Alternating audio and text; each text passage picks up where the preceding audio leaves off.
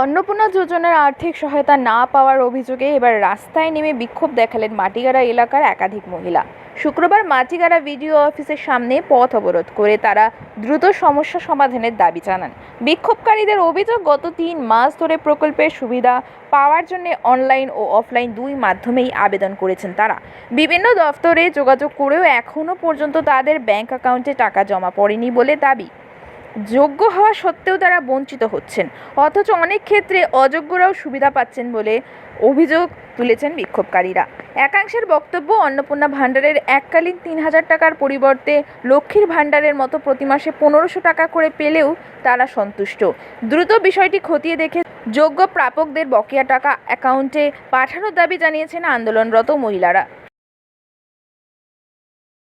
বড় কথা হচ্ছে কি, এখন যে এখানকার এতগুলো লোক আসছে তারা খুব হ্যারেজ হচ্ছে।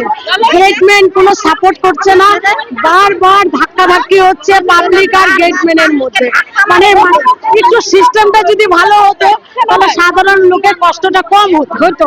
হ্যাঁ, সাধারণ লোকের খুব কষ্ট হচ্ছে না, একেতে গরম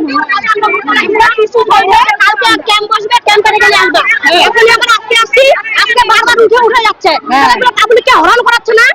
একবার হাতে হাতে দিলাম, তারপরে বলে কি এটা হবে না, অনলাইন করো, অনলাইন করলাম, তারপরে অনলাইন করতে ভিডিও অফিসে যান, ভিডিও অফিসে কালকে আসছি, উপতলায় বসে আছি, বলে কি কালকে ক্যাম্প বসবে, ক্যাম্পে আসবেন।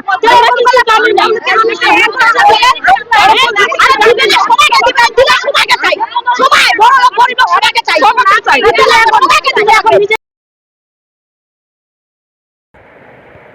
নিজস্ব সংবাদদাতা, দেশ বিদেশের খবর।